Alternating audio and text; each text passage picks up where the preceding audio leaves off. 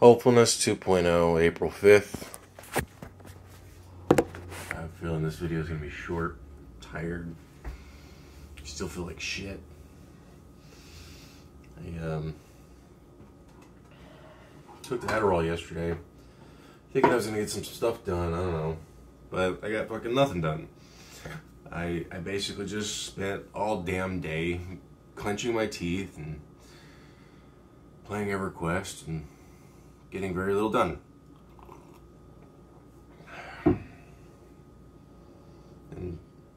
psychiatrist's phone call wasn't yesterday, it was today. Well, it's going to be today.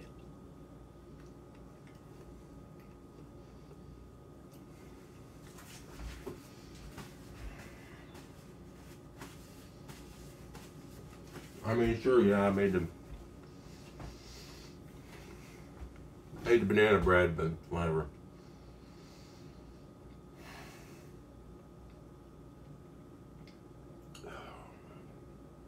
Did laundry.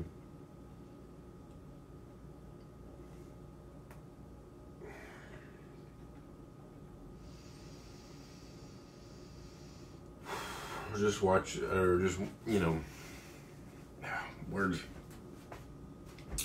So I just got done. There we go. Looking at a post on Imgur of a bunch of television shows that started 30 years ago, Goof Troop being one of them, Batman the Animated Series, X-Men, the Animated Series, various others. And what's funny is, like, there was a sort of common theme with those that had, like, voiceover, especially, where through said voiceover, it's like telling you the nature of the story. And very often in these that, like, had this kind of structure, it's like, hey, here's the thing that's happening. Here's the voiceover that's telling you this thing, these things that are happening. Extremely often was there, hey, there's this, like, I mean, literally one of them was like, so-and-so, this crew of misfits. This loyal crew of misfits. I think it was Pirates of Darkwater. But it, like, you very much had that kind of thing, and then there was, like, the evil, so, you know, it's like, it's so-and-so, and he's trying to do this thing. And then there's the evil so-and-so, and he's trying to do his own thing. And it's like, it's so commonplace. And it's just weird when you have it all dumped together like that. It's so easy to notice those tropes. It's just hilarious. And a little bit ridiculous, too. And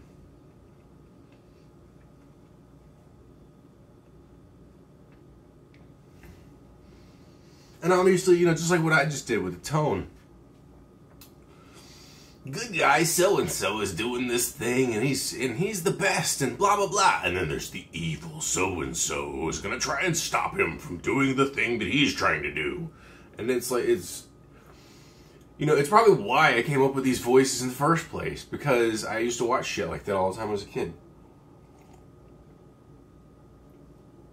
But interestingly, those stories don't seem to stick with me. It's, you know, the Goof Troop slice of life stuff, and it's like Batman and X-Men, you know, yeah.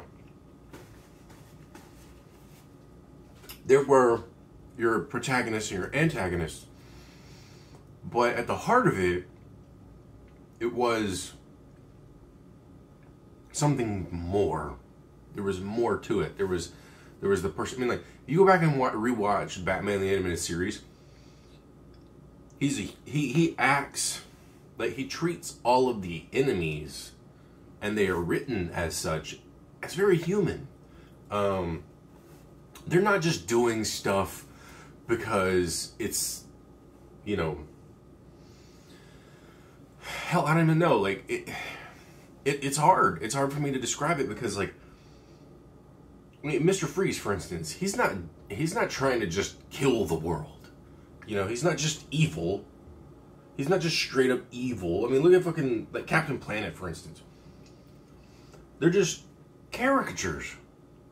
All of the, I mean, yeah, they're caricatures of reality, which is shit, but they're just caricatures. They don't seem like people. Whereas Mr. Freeze seems like a real person. I mean, Clayface, Killer Croc, etc. All of these enemies in Batman the Animated Series, for all intents and purposes, are at their core human. They have human desires, and they do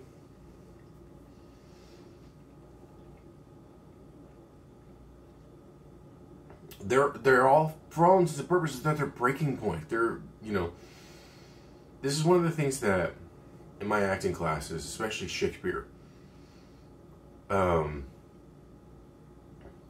I had an actual Shakespeare class. It was later on after I'd already done some Shakespeare, which would have helped if I had gone in a different order.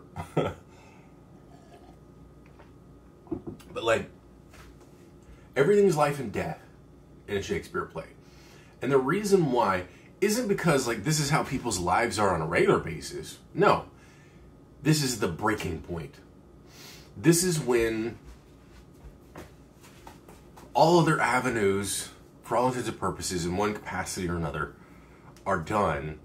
The typical day-to-day is, you know, cast aside. We are now looking at people who are effectively fighting. Literally, you know, it's fight or flight. They've gone into fight mode. Now we're going to see what happens when all of these things interact. You know, what happens in Romeo and Juliet? There's two stories, but they're intertwined. You know, you have Romeo who wants to bang Juliet. He happens to, you know, but he doesn't at first. He finds Rosalind, and he's like falling in love with her and shit. And he even goes and talks to Friar Lawrence about it and everything. And Friar Lawrence is like, dude, you're a fucking teenager. You're falling in love with every hot girl you ever find. What's wrong with you, boy? But and,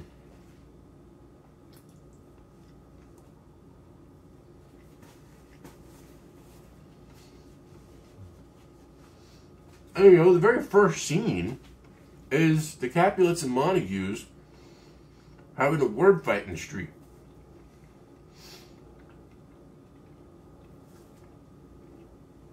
That helps to establish the overarching conflict.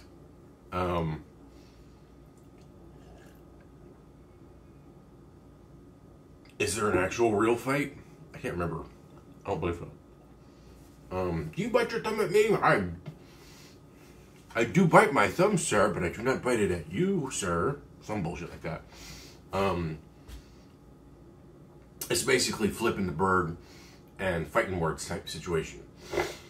And, you know, it's like, the Capulets, you don't see them as necessarily as villains, or the Montagues. You know, you might see Tybalt as something of an enemy. You know, he seems to be kind of just doing his thing. And that's one of the other things about the whole concept of like the hero and the villain. Generally speaking, when you see them as hero and when you see them as villain, the hero, all they do is righteous. The villain, everything they do is heinous. They are not people. They are walking, talking caricatures of very specific tropes, for lack of a better word. You know, when everything a person does every single fucking time they're on stage or on screen or whatever, they're being villainous. They're not a person.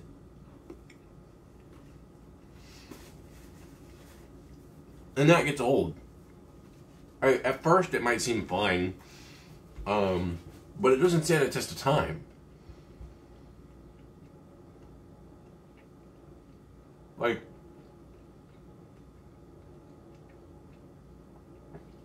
the ultimate example, at least in my mind, of the villain is the Joker. Everything he does, he doesn't seem to be doing anything that has a human motivation behind it. He doesn't seem to be doing it because he cares about something, or he's afraid that he might lose something, so he has to take these drastic actions to try to do this stuff. He's a source of chaos. And that can be used well if,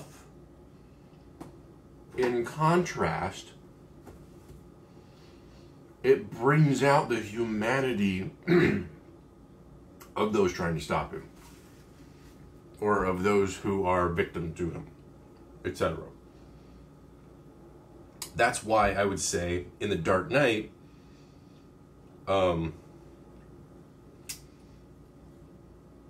while the Joker being, you know, this ultra conniving, super intelligent, I mean, that first scene, there's no fucking way. Logistically speaking, it is ridiculous how everything would have had to be set up in order to do that. Impossible. But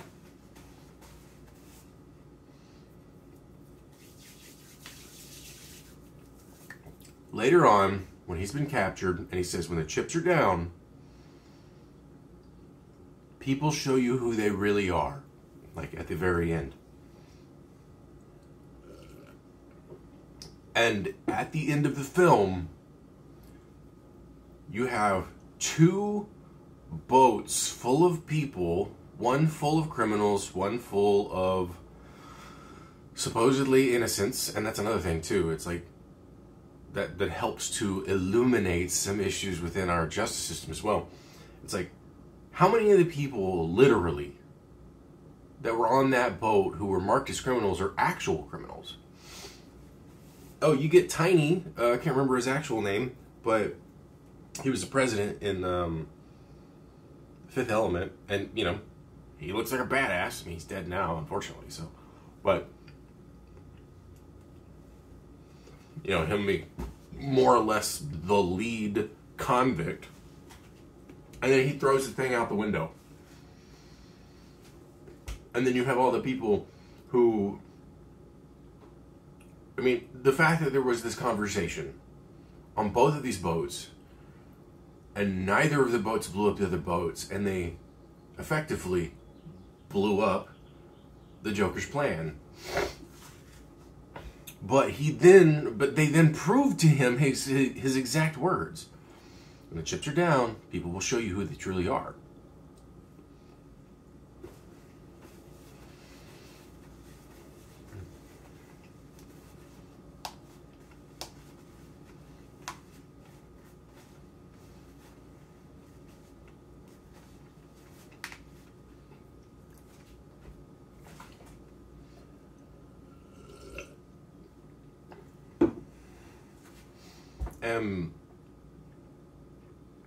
That, I feel, is the way that the Joker should be used.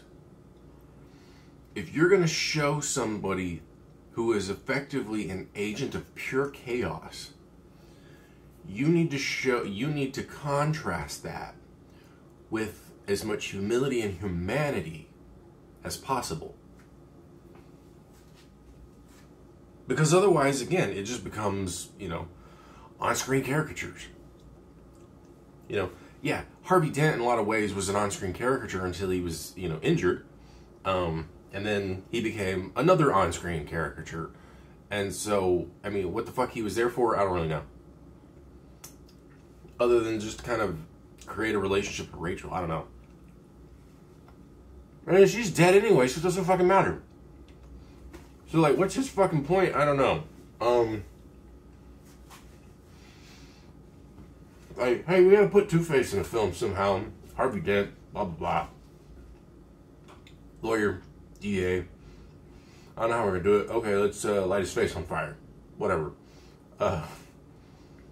Right, honestly, Harvey Dent's character made little sense as to the nature of... I mean, yeah, there was, like, some political bullshit and whatnot, but, like, at the heart of it, if you distill it down, Harvey Dent's character was unnecessary. Now, you could say that he is something of a catalyst of how the Joker decides things. I don't know. Doesn't seem like it, though. I mean, you could say, okay, Batman loves Rachel, and blah, blah, but, like, you have to know these things, too. And just because the Joker generally knows these things in some capacity or another, because, like, that's another thing, too. Like, he wants the Batman to show up. But, like, why? I mean, just because somebody is an agent of chaos doesn't necessarily mean that their actions are complete randomness either. That's one of the great things about the Joker, is that through writing, you can make him sound like a fucking genius.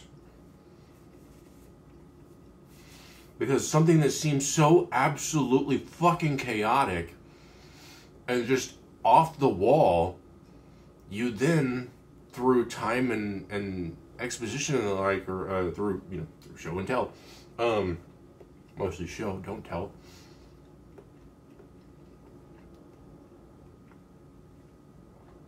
you showcase the genius that he is. Because it doesn't look like once you find out everything, and it doesn't have to be, like the super obvious tropey, sort of mystery murder novels / movies, etc., where, they then tell you the whole story once it's been resolved. And you're like, no, let the audience figure that out. And that's another thing, too. It's like, if you treat your audience like they're stupid, you will not come out with a good product. Not to mention, you haven't given them reason to rewatch it.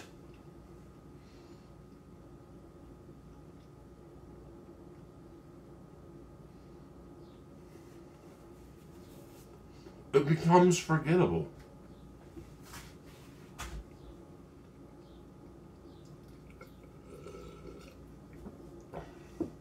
I'm gonna have to end this soon because I think my phone's dying. Or it's gonna get there soon. But at some point I gotta take a shower. I'm gonna have that phone call. And this has been sitting out all night. It's still fucking moist. Like, the right parts are crisp and the other parts are moist, and coconut oil does a great job. Claire's fucking brilliant, that's for sure. But anyway, so I have 1, 2, 3, effectively 3 bacon and bacon. Well, maybe we'll see. Much for that. That might make more sense. Yeah. Whatever works. Anyway. Claire's brilliant. A good show.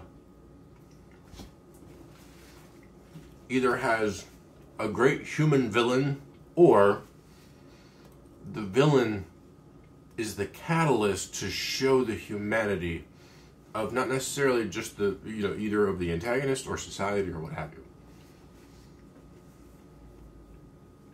They should be there to reveal the humanity. They should not just be there to be an agent of chaos, and then that's it.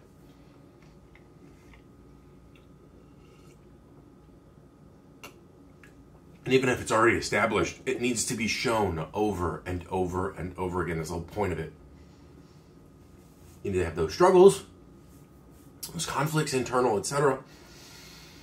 But for all intents and purposes, showing the humanity of either society, an individual, a group, or whatever, will help the audience relate. But if you just do things for, this guy is great and this guy is not so great, and then that's all you do, you have a forgettable product. Have fun.